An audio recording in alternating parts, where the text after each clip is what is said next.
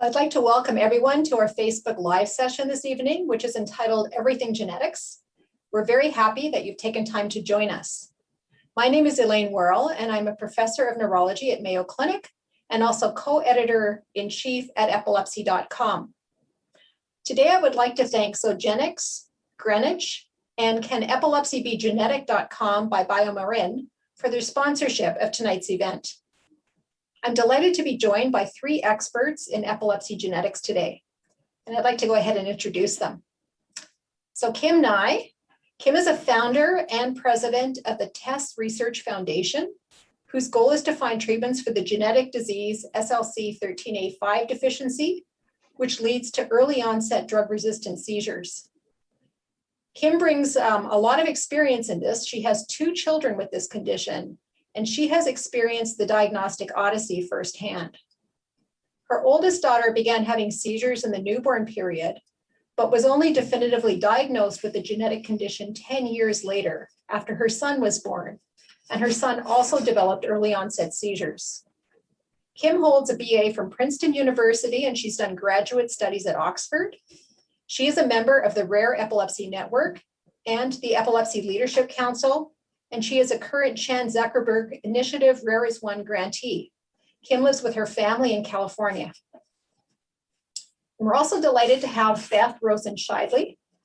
Beth is a senior genetic counseling program manager for neurology and co-director of the epilepsy genetics program at Boston Children's Hospital.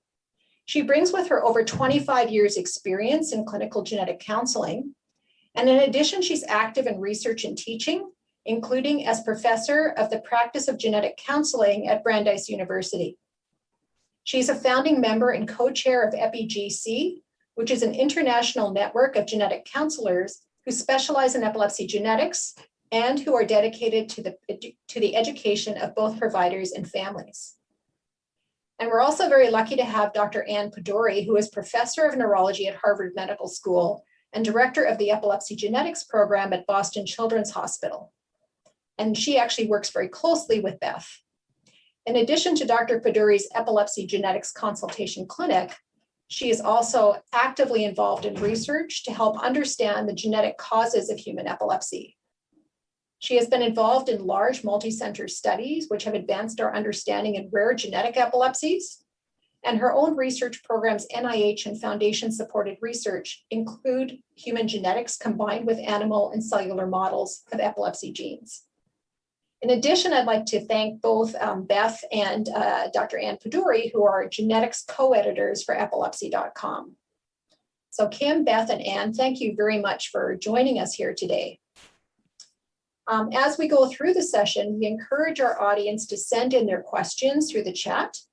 We will endeavor to answer as many of those as possible tonight, but please note that our panel is not able to provide individual medical advice. So maybe we'll go ahead and get started with the various questions. And since we're sort of talking about epilepsy and genetics, I thought maybe, Beth, could you start us off and sort of explain what we mean when we say epilepsy has a genetic cause? Thank you so much, Elaine, for having us here tonight. It's a pleasure to be here talking about the genetics of epilepsy. And really, I would begin by saying that we have learned a tremendous amount about genetic contribution to the epilepsies, in particular over the last 10 to 15 years. The field really has begun to recognize that there is a genetic contribution in many instances. And when we say genetic, what we mean is that there may be DNA changes that are passed down from one generation to the next, which may directly cause epilepsy in an individual or contribute to the development of seizures. And in other instances, there may be changes at the level of DNA, genetic changes that arise in either an egg cell or a sperm cell, or at the time of conception or shortly thereafter, that only impact that one individual. Thanks very much. So I think what you're saying is that genetic is not necessarily inherited. Am I understanding that right? Can you explain that? Because I think that's a lot of people have is, can it be genetic but not inherited? That is a very confusing concept, I think, for a lot of people. And yes, in fact, there are many individuals with genetic conditions that were not inherited from a parent. And if you were to look back in their family history, you would not find other individuals with that same genetic condition. So something can be genetic, but not inherited. It arises for the first time in that individual.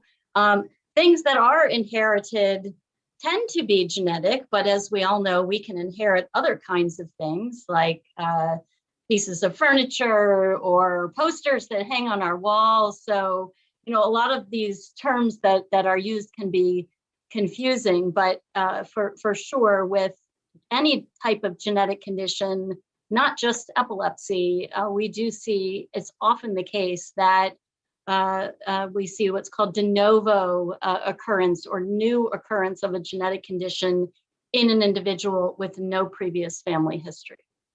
Thanks very much for clarifying that, because I think that's a question a lot of people have. So we often sort of think about genetic, and typically, Dr. Paduri, is it sort of one gene or is it a combination of genes that leads to epilepsy? Can you help explain that a little bit, and does it differ from person to person? Yeah, that's a great question. I think the rule in the genetics of epilepsy is that it could be any of the above. When we first started in the field, and this goes back decades, prior to my time seeing patients and doing research, but when we first started, we had really indirect clues that there were genes involved in epilepsy. And some of these came from families where there were multiple generations where somebody might have epilepsy. Maybe it didn't necessarily affect their cognition or their development, but it certainly could be life affecting, but they would be able to go on into adulthood and have their own children, and their children, some portion of their children might have epilepsy, and so on. So we learned from the observations that in families you could have epilepsy passed on from generation to generation, that there must be at least some inherited causes of epilepsy. And when I was in training a couple of decades ago, that was sort of the going theory, that, these were inherited conditions. And we didn't really think very much about the children with very severe epilepsies and the really severe, what we call epileptic encephalopathies in the same category. Those were epilepsies that were often very severe, often catastrophic in the sense that there were developmental effects, but they kind of weren't in the same folder in our minds as these familial generation to generation pedigrees. And so the clues that came indirectly from the families kind of led the field to start looking for genes. But then we realized that was only a small portion of the genetics of epilepsy. And then we started looking at young children in particular with more severe forms, looking at their DNA compared to their parents' DNA.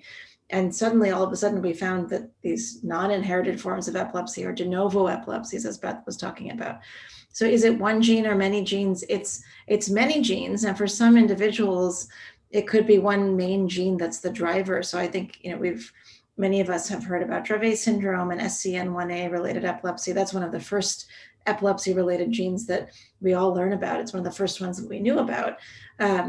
And for those young children with Dravet syndrome, for example, we really think that the change in the SCN1A gene is the primary cause and really a sufficient cause for the epilepsy and all of the comorbid conditions that accompany it, as opposed to some other individuals who might have maybe a more mild change in another epilepsy gene, and maybe that's not enough. Maybe you need that plus some other changes. We are not really completely knowledgeable yet about what the full expansive reasons might be, and if there's many genes involved, what the different contributions are. But suffice to say, it could be anywhere on that spectrum, from one gene with a big severe effect to maybe lots of little effects on a bunch of genes. But how many genes there are is a topic I like to talk about, because when I started in my training, there were 3 when I started my epilepsy training. And then by the time I was a few years into my work in epilepsy genetics and working with Beth, Dan Lowenstein, one of our colleagues, had asked if I would work with him to write a review on epilepsy genetics. And it took about an afternoon. We sat down at our respective computers and looked at the 12 genes that we could talk about as we thought robust epilepsy genes. And this was not that long ago, about 10 years ago. And then every year we just have more and more and more. I used to make a slide and say, this was this year, this was last year, and now I've got a few more, and now the genes don't fit on the slides. We're up to several hundred. So I think what we've learned consistently is that we have to expect surprises, and we have to assume that we don't know all there is to know. Thanks. And do you ever see a point where genes interact with other things in the environment that maybe together can cause epilepsy? Do you think it's always sort of the genes on their own, or do you think that there can be other sort of environmental factors that can act together with that? We haven't been able to study systematically the intertwined effects of genes and environment, but we know from other conditions that they absolutely exist. Some of the non-primary genetic causes, meaning it's not a change in your DNA that you could find by taking a blood sample, looking at the white blood cells and seeing the DNA changes. Some of the non-genetic causes might be something called epigenetic, which is changes in the structure around the DNA or changes in the way the DNA might be expressed. So that gets into some very, very interesting but rather complicated biology and science that is just beginning to be kind of understood to some extent, but how much that contributes to an individual's epilepsy, we're not even there yet. We don't even know how to look, particularly in the clinic. Could there be other factors that influence somebody's risk of having epilepsy? Absolutely. So we look at, for example, large groups of people who have had traumatic brain injury, and some portion of them, maybe 10 to 20%, will actually go on to have long-term epilepsy. Well, why those 10 to 20% and not the others? Is there something else? And it has been long expected that there would be genetic answers that would tell us, and it's probably some combination of a genetic predisposition plus a trauma or plus a stroke or something else that can give rise to epilepsy. But as much as it is exciting to think about that, and we hope we'll figure that out, so we'll know, who of all the people with TBI should be maybe treated, or who of all the people with malaria or parasites worldwide who have the majority of cases of epilepsy out there in the developing world, who's at risk and who's not, and who should we treat and not treat. We're, I think, many years from figuring that out, but we actually now have the tools to begin to do so. Great. It's very complex. Thanks for explaining that. So Beth, I was wondering if you could walk us through, epilepsy is there's many people with epilepsy out there. Should everybody be tested? Who should we consider for testing? Or, if you have epilepsy, when should you actually pursue a discussion with your provider about potential genetic testing? That is a great question. And the topic of an upcoming practice guideline, actually, which is in the works, I will say. I think our feeling after turning this over for a while and looking at the literature is that any individual who has epilepsy that's otherwise unexplained might be a candidate for genetic testing.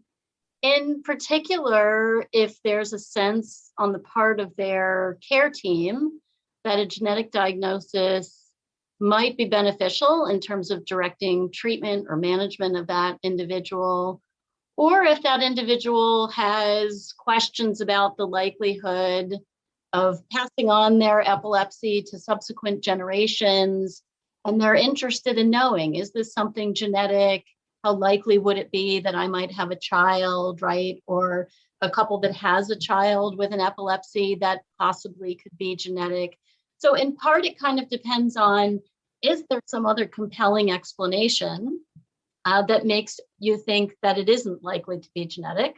And then the other part of it really is, how is the information going to be useful to that patient, to that family? So those are kind of the two factors that I would take into consideration. So the question has come up sort of, was it more important to test children versus adults? And I think where those of us who are pondering this question have come down is that it really isn't so much the age of the person or even the age of onset. It's really how's the information going to be used potentially, and what's the likelihood of making a genetic diagnosis?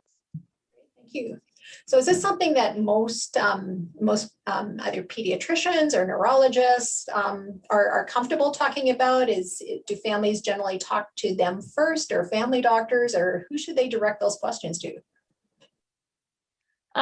I can't speak for all pediatricians and neurologists. I would certainly say that the ones that I work with at Children's are comfortable talking about genetic testing. Those who work in our specialty neurogenetics clinics are quite knowledgeable or engaged in research. But I do get the sense there are a couple of publications in the literature that suggest the fact that many primary care doctors may not be totally comfortable talking about genetic testing, genetic diagnosis, and even if they're comfortable bringing it up, they may not have the bandwidth really to keep up with the rapid changes that are consistently taking place in terms of the types of tests that are being offered, what the methodology is that's being used by the lab, how to interpret the results.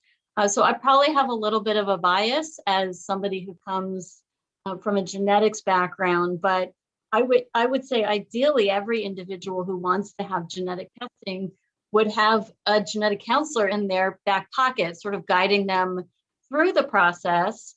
But along with, I would say for epilepsy in particular, along with somebody who comes from the epilepsy and neurology background, because really you need that epileptologist and neurologist who is knowledgeable about seizure types and seizure classification and treatment and management, just as much as you need the individual who's knowledgeable about genetics and genetic testing. So ideally, you would have both.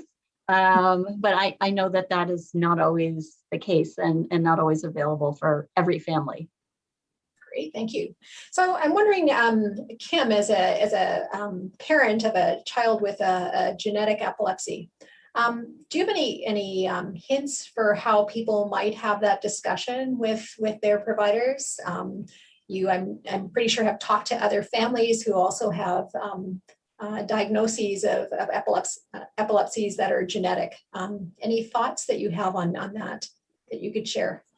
Yeah, I mean, I think joining conversations and events like this, that's a big step towards initiating a discussion about genetic testing with your care team. So high five to everyone who's joining today. Hopefully it'll give you some tools that you can take into your next appointment. I can share a little bit about my personal experience with genetics. I'm not a doctor or a researcher, but I'm really hoping that I can convince everybody by the end of this talk today that you as the parent or the person with epilepsy are equally important members of the decision-making team when it comes to having these conversations about epilepsy and about genetic testing. Elaine already mentioned in my introduction that I'm the parent of 2 children with a genetic epilepsy, and my daughter Tessa is now 17, and she started having seizures right after she was born. So the seizures and epilepsy started right away, but that diagnosis didn't happen until 10 years later. And part of that is what Dr. Paduri referred to, or was talking about, that growing number of genes associated with epilepsy, because when she was born in 2003, there really were not many genes associated with epilepsy, and now there are hundreds of genes associated, and that number I think will continue to grow. And it's not that these genes are new, they've always existed, so these genetic disorders existed. What is new is the ability to test for them and to link these genes with certain epilepsies. And I say epilepsies plural on purpose, because I think step one in understanding genetic testing, for parents and loved ones, is understanding that epilepsy is not one disorder. Epilepsy is many different disorders with many different causes, and a typo in your genes could be the cause of your or a loved one's seizures and epilepsy. I think that from the parent perspective, or the patient perspective, if you don't have your epilepsy controlled, it makes sense to consider everything, including genetic testing, right? The goal is improved health. And I think you have to trust your gut and really advocate for yourself or for your loved one. And part of that includes starting hard conversations about genetic testing, or what may seem like hard conversations, but hopefully you'll find that they're not hard conversations, that your doctor and care team have had these conversations before and are familiar. Even if your doctor says yes, you may find that your insurance company still says no. So be ready to talk with your insurance company too, and to appeal denied requests. And just don't be embarrassed. I had to really overcome my hesitancy to ask for help, and I had to learn to push back a little bit. And I kind of realized the worst thing that can happen is that someone says no. And then you just find a new person to talk to, or a new way to ask, or you start to get creative and explore other possible ways of finding the answers that you're looking for. Because this is such a quickly evolving space, even if you've had genetic testing, you may want to have another conversation with your doctor about retesting every few years, even because, like Dr. Pedori said, the number of genes is just growing. And so what we knew 5 years ago when maybe you got tested is very different from what is known now. Thank you very much. Those are great pointers. If we're thinking about genetic testing, then Beth, can you explain sort of what tests are available?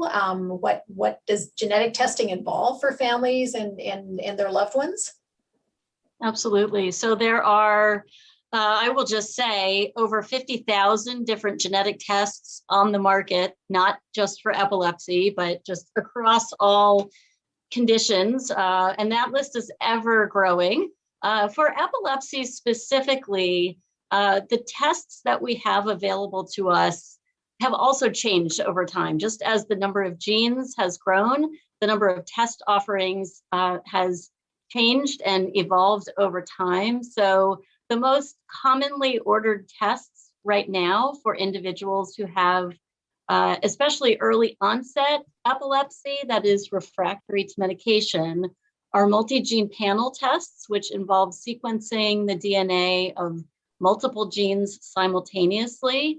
These panels can come in different sizes with different gene lists, depending on the lab that is chosen. So there might be a panel that has 10 genes and another panel that has 1,000 genes. So there's quite a bit of variability from lab to lab and panel to panel. The other commonly selected test option is called exome sequencing, which involves really sequencing the entire genome and focusing in specifically on what are called the protein coding portions of the genome, also referred to as the exome. And typically for that test, you would want to have samples from both biological parents, if they're available, as well as the individual being tested.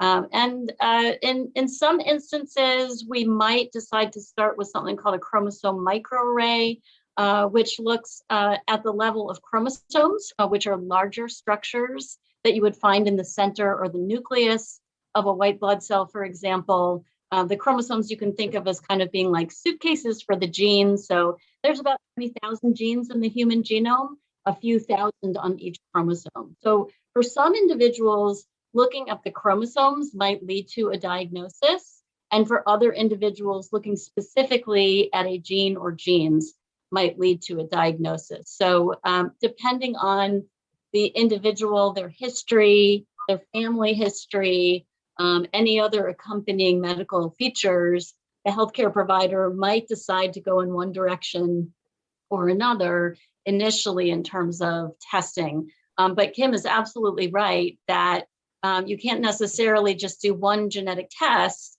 and then stop with that, because different genetic tests can detect different things. And I always like to use the example when I'm meeting with families of imagine yourself in outer space, looking down at planet Earth. You're in a spaceship, and you can see the continents and the oceans. And that might be kind of like looking at someone's chromosomes. Whereas if you come down to Earth and you walk around, you can see the cities and the towns and even the little blades of grass and the little ladybugs that are climbing around. So you can see much greater detail, right? And you might not necessarily be able to see the continents and the oceans once you're down on Earth and you're just standing in somebody's backyard. So the testing methodologies are complementary to one another. And so whoever's ordering the testing needs to be knowledgeable about what is the next step once a result is negative. And to Kim's point, just because you've had a panel test or exome sequencing or a microarray in 2015 doesn't mean that in 2021 it isn't worth taking another look and doing it again, because I can tell you that Dr. Paduri and I have made quite a few diagnoses by just going back and reanalyzing data or repeating a test that was done previously. So that's absolutely sound advice. Great, thank you. Thank you for sharing that, and great analogy. Is there anything that people need to know before they undergo genetic testing? Is that something that they need to meet with a genetic counselor about, or do they need some type of meeting with someone to really understand the implications of that counseling or that testing? So again, I am biased here, but I would say ideally, yes. I think of the conversations around genetic testing as really being an important informed consent process, because there are sometimes anticipated outcomes of testing, both in terms of the kinds of test results that we might end up with. So I know most families might be expecting either a normal or negative test result or a positive diagnostic test result. They may not be anticipating a result of uncertain significance. They may not be anticipating a positive or diagnostic result where there are implications about management or treatment that they weren't expecting. So sometimes the diagnosis might lead to a healthcare provider referring the family to another specialist, say a cardiologist, for example, or an orthopedist, if that specific diagnosis is something that places that individual at risk for other medical conditions, either in the near future or down the line. Sometimes there can also be secondary findings, which we refer to frequently with exome sequencing. So these are genetic findings that have absolutely nothing at all to do with the reason why the person or the family decided to pursue testing. Most labs in the US follow what are called the ACMG, or American College of Medical Genetics and Genomics guidelines, regarding the return of secondary findings. And so these are findings that are typically genetic variants in genes related to adult onset conditions like familial hereditary cancer syndromes, early onset cardiac syndromes. So things that are of risk to health and life, but for which there's an intervention, such that if you knew that you had an increased risk, you could pursue either a prophylactic strategy or a risk reduction strategy. So again, these are things that that are important to talk about before someone decides to pursue testing, so they're not caught by surprise with information that they weren't anticipating. Other things that are important to talk about, as Kim already mentioned, are insurance coverage. Not all insurance providers will pay for genetic testing. It can be quite expensive, so thousands and thousands of dollars, if not tens of thousands of dollars.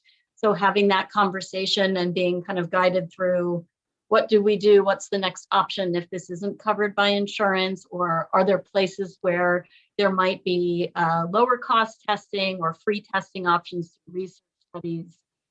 And then I guess the last thing I would say is that, on occasion, families have concerns about whether genetic test information might impact things like their eligibility down the line for life insurance, for long-term care insurance. And so sometimes those concerns are unfounded, but in other instances, they may be real concerns. And it depends in part on the type of coverage that an individual has, the patient's history, the family's history. So it can be quite a nuanced conversation about the extent to which a family might need to be concerned about following through with genetic testing. So yes, I guess I would say for all those reasons, I would ideally love to see either a genetic counselor or somebody who's able to spend the time to have those conversations and has that knowledge really to help the family make an informed decision about whether to pursue testing and then how to move forward. Thank you. Kim, I was wondering if you could share your experience a little bit. When you first heard about, geez, maybe there should be genetic testing done, as a mom, as a family member, what important information do you think you need to know? What important information do families need to know, and what should they be asking? Yeah, I think they should ask all their questions. Like don't try to limit it when you're heading into this. I think it's really important to feel comfortable that you've gathered all the information that you need to make these decisions. I think that families have concerns about finding out too much information or finding out not enough information. There might be questions about what Beth was alluding to, like their risk for future, diseases in the future or things that they weren't intending to find out. I think there are real concerns around privacy and future repercussions. So I would say that health insurance and life insurance fall into that category. Some genetic tests involve blood tests from the parents. So there are risks of discovering things like non-paternity, which might make you giggle, but is a very real concern for some families. But I think a lot of it is like an emotional element. Like we worry that someone will look at our loved one differently if there's a genetic diagnosis. I think people worry about like job opportunities for themselves or their children in the future, and very basic concerns like, will our friends still like us if they know that we have this genetic diagnosis or something different about us? And I don't think any of these concerns are silly, and I don't have all the answers because I think a lot of them are specific to individual circumstances. But having a genetic counselor in the mix is really helpful to be able to ask all those questions. Our genetic counselor was able to share information about certain laws that are in place to try to protect families, and that there are certain panels that only look for things that cause epilepsy as opposed to, other broader examinations. My son is now walking behind me, my apologies. And I would mostly say that genetic testing often results in a lot of really useful information. So in my family, I have a lot of siblings. 1 second, my apologies. So my husband and I, in our case, are both carriers of this genetic epilepsy, and knowing that information can be really important for family planning. Both my parents and all my siblings have been tested to see if they are also carriers. And we have something different going on my husband's side, if I'm being honest. A lot of his family has chosen not to get tested, and I have to just honor that that is their personal decision, and that decision may change over time as they decide to grow their families. I also just wanted to mention that statistics come into play here. So for my husband and myself, we have a 1 in 4 chance of having a child with this type of epilepsy every time we have a child. But in our family, 2 of our 4 children have this disorder. So it's simultaneously important to know the statistics overall, but also to know that it feels fairly random within a family. So if you have, 1 child with a confirmed genetic epilepsy, and you know that you have a 1 in 4 chance of your family, that does not mean that your next 3 children will be born healthy. And I think that's important information. And I also wanted to say that getting tested is like 1/2 of the puzzle. I think Beth alluded to this. The other half is having the team that can interpret those results and let you know what those findings mean in real life. We will get to that in just a second. Thank you very much. So one of the questions that maybe I'm going to ask Anne about, it's one of the questions that came in through the chat, and that, so the question was, do certain gene mutations respond better to certain medications? And so, Anne, can you tell us that if we find a genetic cause, does that help you know how to treat epilepsy? That is really one of the main driving forces behind a lot of what our work has been in the field, and a lot of why families come to us with the idea that, well, maybe we'll find something that will lead to either some better information about how to treat the epilepsy and maybe some of the comorbid conditions, autism, intellectual disability, behavioral issues, sleep problems. So maybe we'll find a quick route to a precision therapy, or maybe we'll at least have some sense of which medicines might work better or might not be indicated at all. And some of that comes from scientific studies, and some of that might come from observations of lots of families getting together and saying, by the way, we noticed all of our children seem to be doing really poorly every time some neurologist puts us on this medication. So all of those things have happened. I would say, we're still, when we're pursuing genetic testing, we're doing that for a lot of different reasons. And again, this idea that we can be more precise in our diagnosis is one of them. To find an answer, to find an end to the diagnostic odyssey is certainly one of the main driving forces. But certainly from the neurologist's perspective, if I can speak for our field in general, is, we're often in the situation where we're treating epilepsy, and all comers, 2/3 of our patients do okay with the meds that we choose, as long as we choose correctly. And for years we were told, well, 2/3 of patients do fine. Like, that's not really great. And that means 1/3 of our patients are not doing fine, and that's without any sort of precision approach. So we're starting out with the epilepsies already not doing so great. And then when we have especially young children with refractory epilepsy and comorbid conditions, we're often talking about refractory epilepsy not responding to medication. And there we sort of feel like, well, we can try another med. We'll try option A, and then if it doesn't work, option B, and then if it doesn't work, C and D, and so on, with a smaller and smaller chance each time of something actually working and rendering the child seizure free.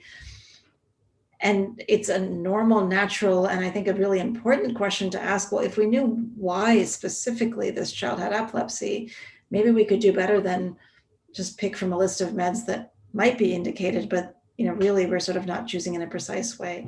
So that's kind of the big picture backdrop. In real life, what happens? Well, in real life, what happens is we've got, just like my growing list of genes, I've got kind of a growing table, and I'm sort of out of room on my slides, I'm happy to say. We do actually use the genetic information. So it used to be, SCN1A, generally speaking, avoid lamotrigine, generally speaking, avoid phenytoin. Not 100% of the time. There are people with SCN1A variants who tolerate those meds, but by and large, if you know someone has Dravet syndrome and you hypothesize, okay, I think that's SCN1A, you do genetic testing, you find the answer. There's a long list of drugs you could choose from. You're going to try to avoid the ones that could make things worse. So that's not really precision therapy. That's looking at the data and saying, let's avoid things that might cause harm. But then when you have a disorder where there's lots of patients now who've gotten together, and there are processes where there's expert opinion. Dr. Wirrell's participated in some of these expert consensus opinions and processes where people say, well, what do you do if you've got a child in your practice with Dravet syndrome? You can look and say, well, I don't have to do this on my own and just sort of take a stab at a list of drugs. I can actually look and see what lots of different people have done and what's worked and not worked. And so the genetic diagnosis gives some definition to the issue. It's no longer just epilepsy. It's epilepsy related to this particular gene, about which there might be a lot of information, like with SCN1A, or there might not be so much information, as in Kim's family's case, where SLC13A5 was not something we'd even heard of back in the days when we were just beginning to do testing. So there are now certain genetic conditions, SCN1A, KCNQ2, SCN2A, SCN8A, to name a few, where we at least can tell you which groups of medications might be helpful or not so helpful. Increasingly, there's a call to say, well, not just that gene, but that specific change in that gene. Can we do something about that? Can we do gene therapy? And so I always tell our trainees, be ready on Tuesday afternoon in clinic for a family to come and say, okay, doc, you figured out what we have. What do we do about it? Where's my gene therapy? Because it's true. We've sort of built this whole system of let's do genetic testing to figure out what people have so we can treat them better. And that really was our intention. But the truth is that we're not doing that every single time. We're doing that some of the time. And we're doing it increasingly, but it really is our charge now to try to do that at a broader scale and look at the outcomes. Are we making a difference in each child's developmental potential? Are we making a difference in their treatment of seizures? Are we reducing the risk of sudden death by using gene-specific treatments?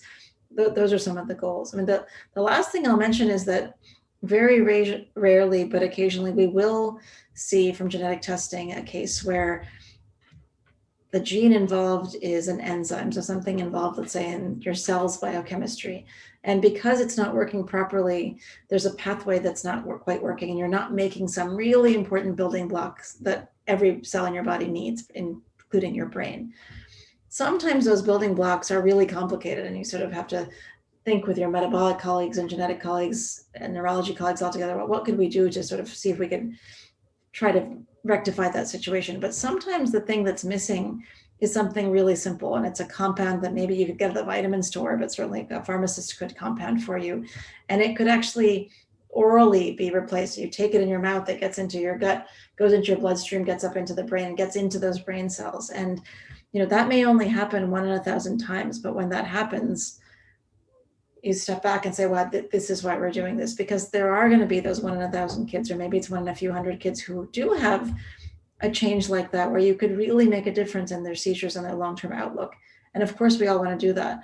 The flip side, and then I'll turn over the microphone because I know I'm going long, but the flip side is, even if you don't find that, you don't find the vitamin that you could replete or the one compound that you could get from the pharmacy easily and take and tolerate, knowing that we've tried and that we've done everything that we can do and that we're not missing some easy fix is also really important. Because if we don't do the testing and we don't know, I'm often left wondering as a neurologist, boy, is there some compound that is missing that I could just write a quick prescription for and have this person do so much better, but by not testing, I don't even know that. And there's the psychological benefit for the families, but I'll be honest, for the treating team as well, to know that we've tried what we can do and we're not depriving the child and the family of something that could be useful. Right, super important. So I've had a few questions coming through the chat just on interpretation of genetic tests. And so sometimes you get a clear answer, right? And sometimes you get an answer that's not quite as clear to interpret. And sometimes somebody has put in here, my daughter's genetic testing showed a mutation that was inactive. So how do you interpret all of that information and make sense of it, Beth?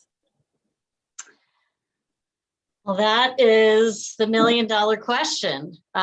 Sometimes there are results that cannot be fully interpreted at that particular point in time. So laboratories primarily stick to a classification system, again, developed by the American College of Medical Genetics and Genomics, or ACMG, where there's sort of a 5-tier system. So there can be genetic variants that are completely benign, that do not lead to any particular disease or medical condition. They may be common in some percentage of the general population.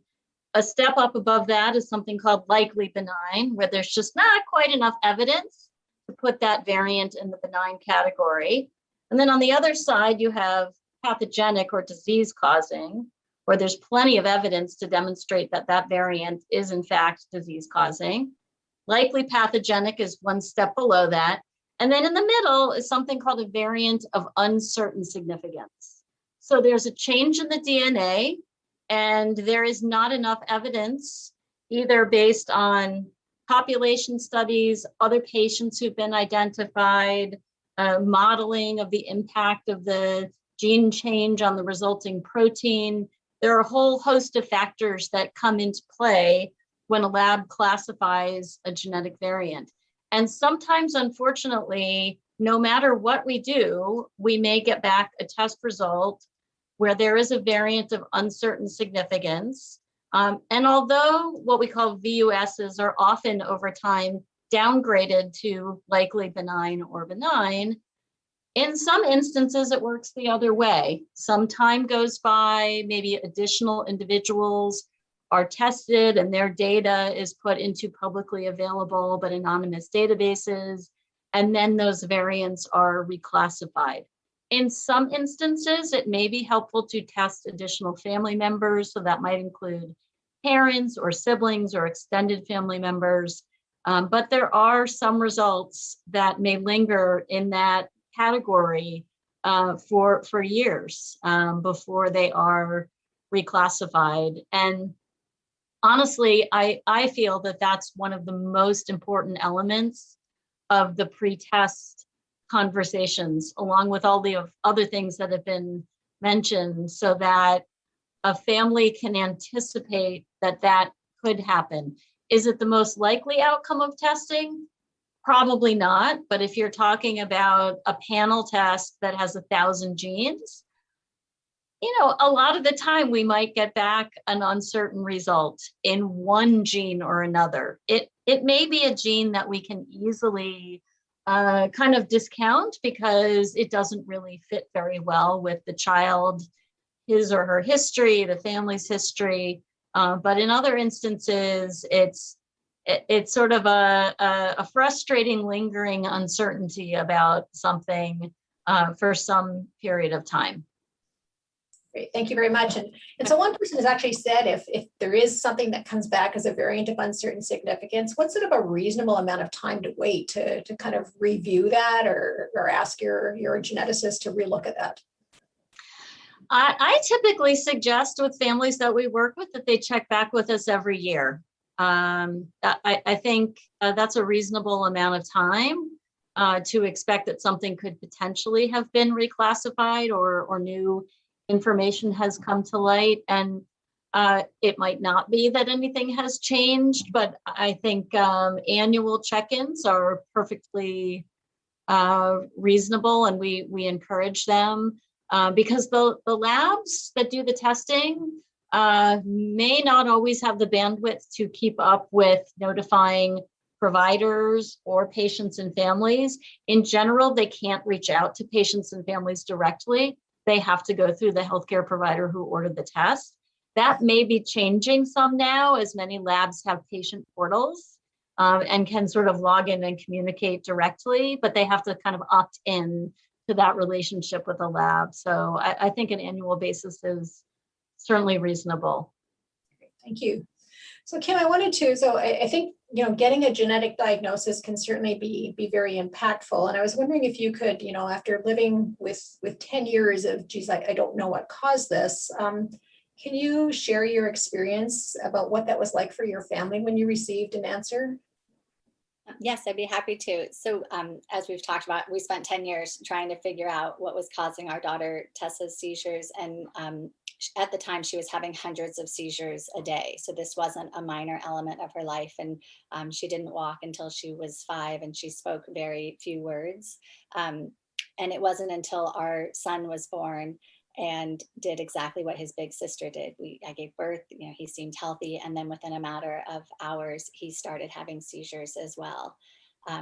And so at that point, we were devastated because we knew exactly what the next 10 years was likely going to look like for him. And it was not what we would choose for any person. It was a lot of medical poking and prodding and frankly, pain and suffering. But the genetic puzzle became a little easier, right? Whereas before we weren't even sure that a genetic cause was what we were looking for. It could have been a bunch of other things. Now with 2 children in the same family with the same symptoms, it became pretty apparent that it must be something genetic. And so we had all this great genetic testing that everyone's talking about. We had exome sequencing and it came back normal. We had all these panel tests, but we were able to relook, have researchers relook at all that genetic information and add in my son Colton's genetic information. And they were able to find a genetic marker for this disorder, which felt complicated, honestly. We were hopeful that it might lead to better seizure control. And in one way it did. We were able to start Colton on the medications that had been the most effective for Tessa. So it was really trial and error for 10 years for Tessa. But there were a few things that seemed to work better than other things. And instead of, finding those 8 years in or something, we were able to start Colton on those just a matter of hours or days in. And that's a big deal. I think that the emotional side of getting a diagnosis, and you have to remember that we spent 10 years trying to get a diagnosis, but I was still devastated on diagnosis day. You would think I would be thrilled, and I was thrilled to have answers, but a genetic diagnosis still felt to me concrete and really overwhelming.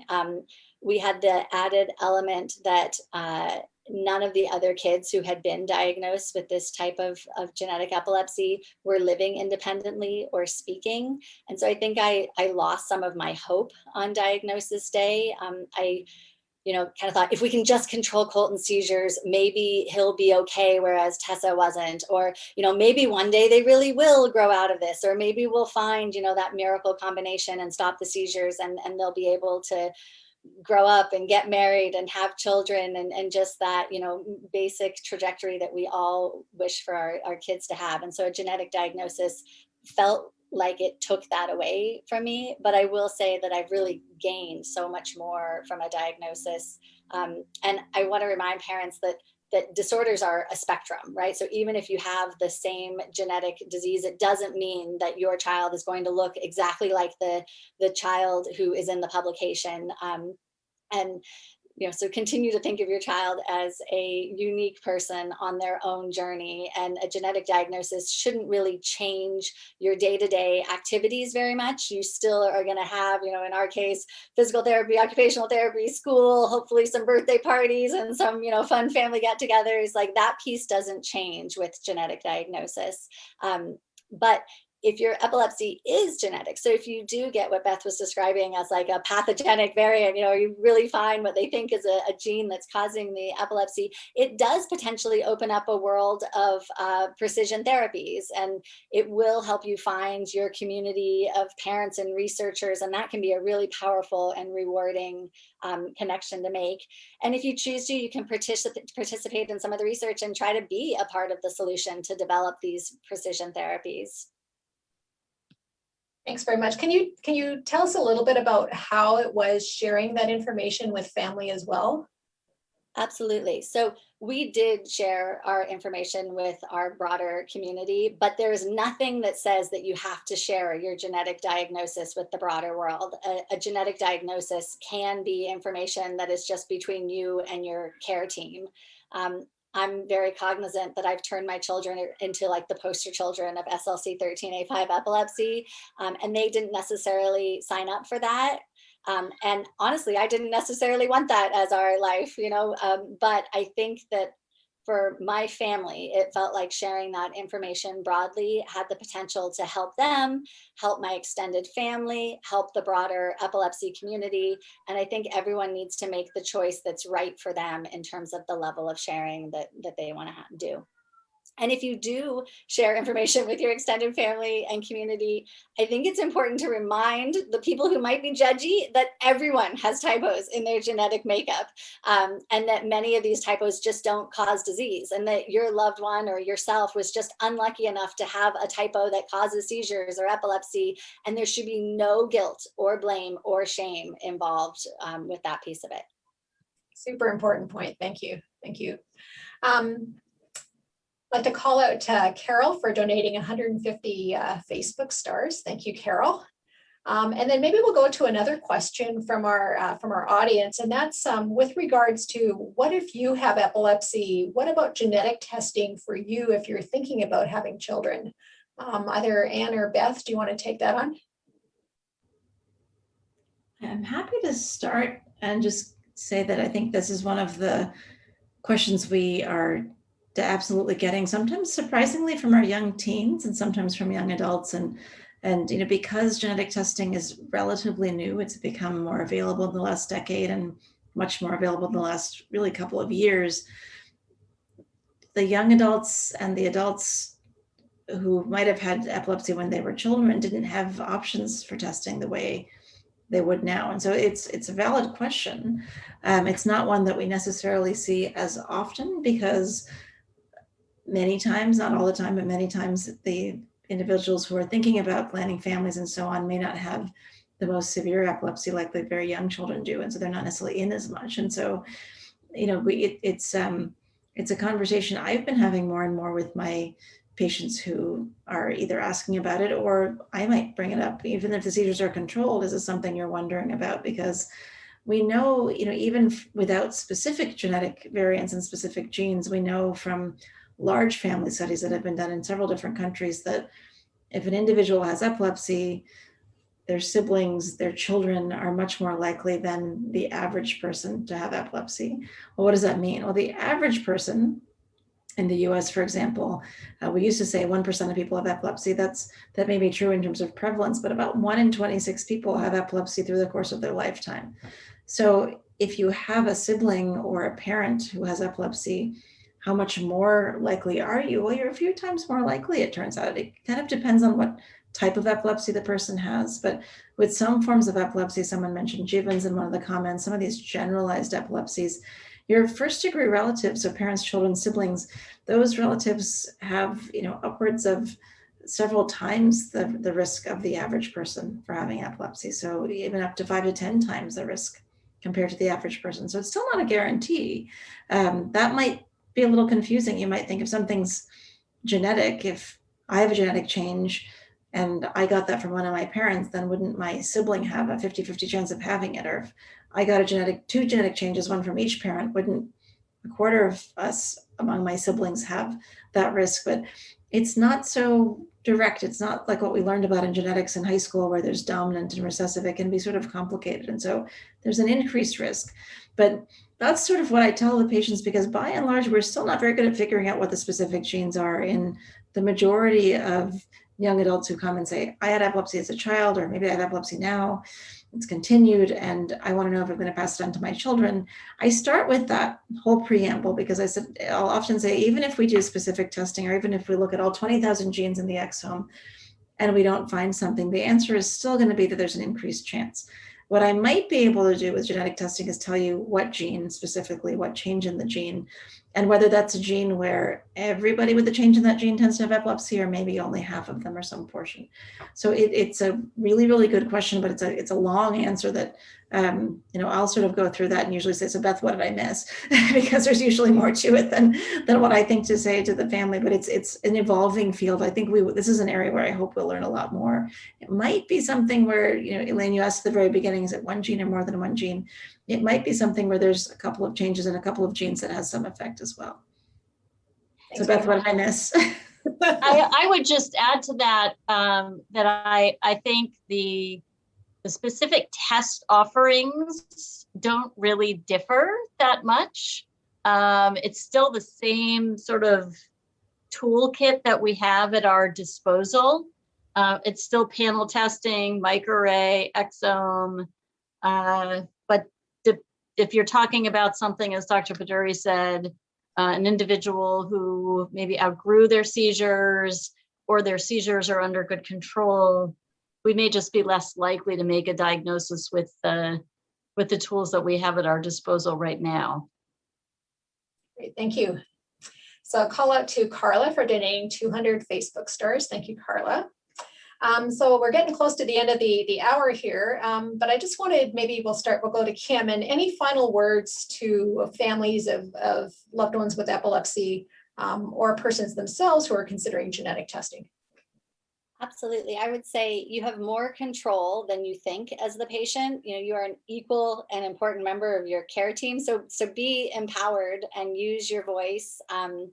You're the expert of your experience or your loved one's experience. So persevere, test and retest. And if you receive if you receive a genetic diagnosis, get a copy of that genetic report. Like your medical data should be yours. And I promise you're not alone. Your community is out there, and a genetic test could help you find that community and even inform your current or future health. Thanks very much. And for Anne and Beth, we have seen so many advances in the last 10 years in genetics. What do you think in the next 10 years, what are going to be the big players? Where do you think we're going to advance as far as research or, for clinical care? Where do you see things moving? Anne, do you want to start? No, I want you to start. All right. So first of all, I think we are going to see a big shift from panel and exome sequencing to whole genome sequencing, which I think may open up a whole new landscape of potential diagnoses that we've been missing.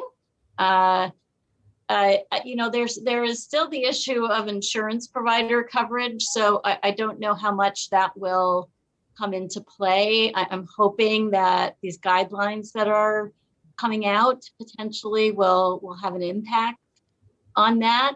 But I guess the other thing I would say, which Dr. Bhaduri has spent some time talking about already, is that I do see us moving more and more over time to the possibility of precision treatment for genetic epilepsies as more individuals are diagnosed.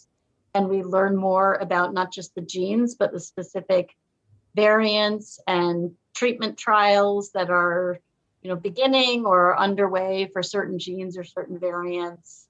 I do think we will be in a position to offer a lot more in terms of information or potentially treatment than we are able to right now.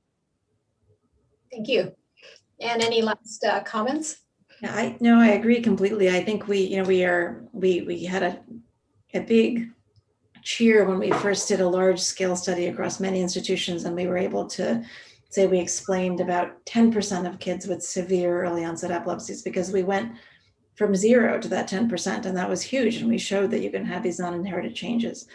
We've gone the last 10 years now to explaining half or more of those young children, and maybe still about 10% or so of the folks with milder epilepsies, but that are still life impacting and may have other comorbidities as well. What's the missing genetics? There are lots of things we've learned about in the laboratory at the bench that are informing what we're doing in the clinic. We've taken, when people have epilepsy surgery, we've taken their tissue and looked at the DNA and said, oh, there aren't DNA changes here, but the mutations that gave rise to these variants didn't happen at the very beginning, as Beth was saying, but it happened a few steps later. So it's actually only in the brain. How would we ever know that? By checking your blood? Well, we wouldn't, but we figured that out. We figured out answers to things in the last 10 years that when I was in my fellowship were all said to be unexplainable. And so I think the next 10 years are going to be full of more answers. We're going to be closing the gaps in some of those areas where we had a hunch that something was genetic, but we didn't have the tools yet to do it. But I also think they're going to be fascinating unknown unknowns, and we're going to learn things that we can't even ask the questions to today. And our job really, I think, together is to bring the neurologists, patients, their families, genetic counselors, and this whole team, as well as basic scientists and people who do both, and really create a village and an infrastructure where we can receive the data and not take 10 years to figure out how to use it, but really receive the data in real time, do this quickly, translate the science to the patients, and figure out what to do in real time. So rather than taking 10 years as it did for Kim, but maybe it'll take 10 days or maybe 10 months, and then it will only take another few days, weeks, or months to figure out what to do about it. So that's certainly my hope, that we'll do that before Beth and I retire. Thank you very much. Well, I think we're at the end of the hour.